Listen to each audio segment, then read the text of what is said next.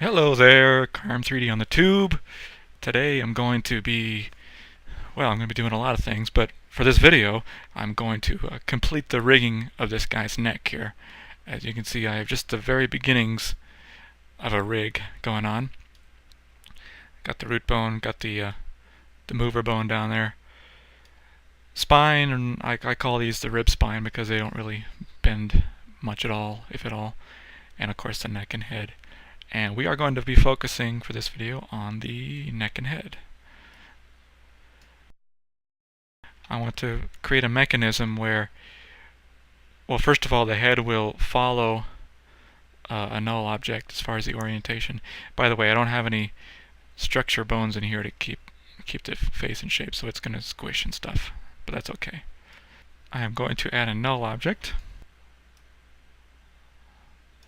and I will call this head IK. And I'm going to turn off parent in place, and then parent that to the head bone.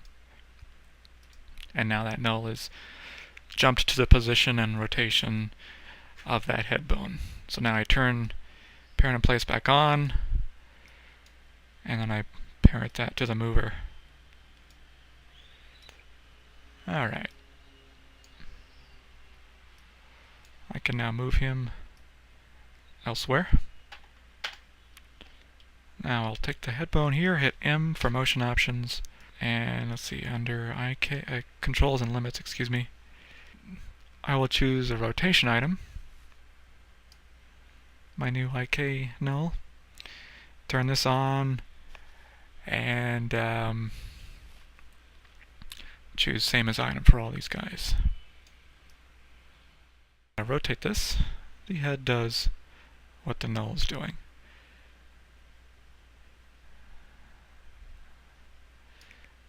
It's pretty attractive.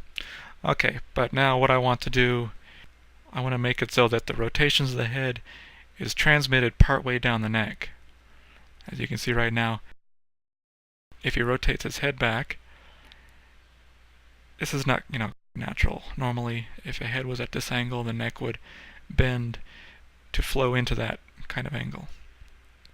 It's important to note that in this rest state here, the default pose, the rotation of this bone is 0, 0, 0. It's not straight up and down or oriented with the head anyway. It's just basically the same angle as the last neck bone, which is exactly what I want. I'm going to go select that last neck bone here and go to the graph editor. Let's see here. I'll start with the pitch. I'm going to make a new expression. Neck, head. I'll say 03 because that's the 3 bone. P.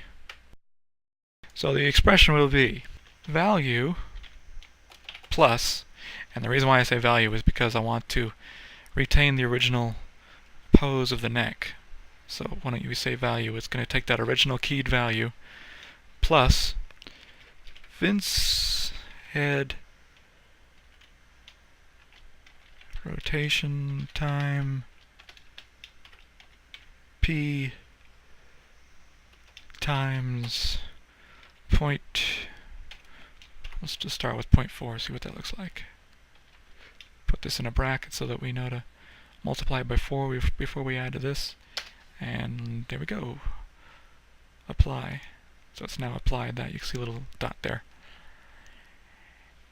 And let's rotate that, see what happens.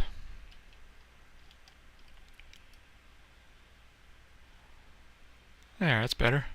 So you can see now that the third neck bone is borrowing the will of the head bone, if you'll excuse the movie reference. Alright, let's do the same thing to here, but only less so. I'll clone this. I'll call it 2.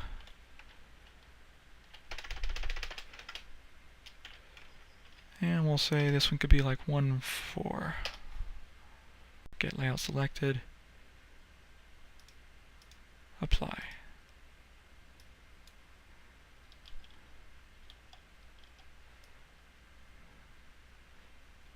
Yeah, that works. I think maybe I'll increase this one just a little bit.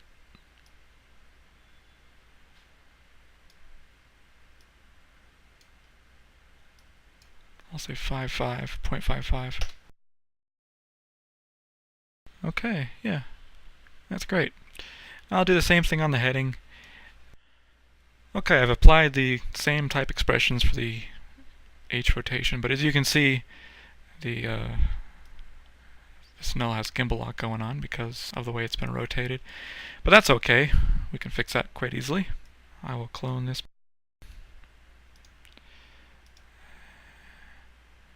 And we'll rename this one to head IK base.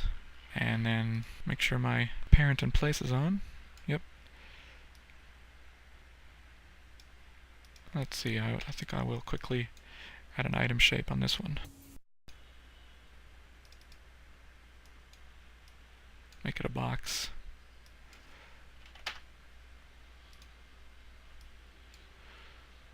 Smaller box.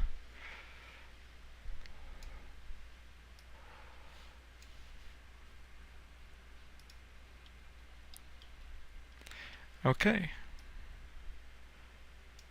It looks like we lost all of these guys because they're probably looking at this one. So I'll just fix that. Okay, I believe that's fixed now. It wasn't the expressions that got retargeted, it was this IK motion same as target thing that was repointed to this null. So now it's pointed to this null. Everybody's working again. Let's see if we got the heading thing going on. That's good.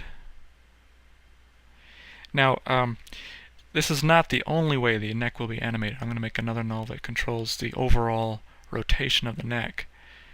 But this is just to have it lean into what the head is doing, so that I don't have to worry about that. It's all automated. Alright, so let's see what's next here. Oh yes, the rotation, this kind of rotation. Now we have the rotation going on in the head, even though it looks funky right now, but the neck is not doing anything. And I don't want to simply do what I did for heading and pitch on the bank of these guys, because otherwise that will make the neck spin around like so. I will show you. You can see how the neck looks like it's kind of bending in different directions now. I want it to maintain the same heading and pitch rotations, but just spin along its core, if you will. So let's do that. I'm going to clone this guy.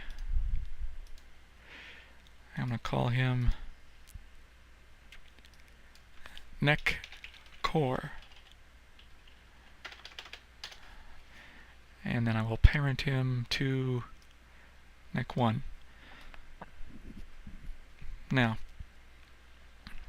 what's going to happen is this core that is parented to neck 1 will spin around its bank axis. As you can see, I can rotate it all I want and it does not change the orientation of the aiming of what's happened from the pitch and bank.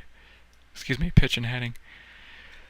So what I want to do now is turn this bone off as far as influence. So I'll turn his strength off on there. And I'll do the same thing on these two bones. Clone neck 3. Okay, we're good. So let's go into neck core 1, go in the graph editor, and make some expressions.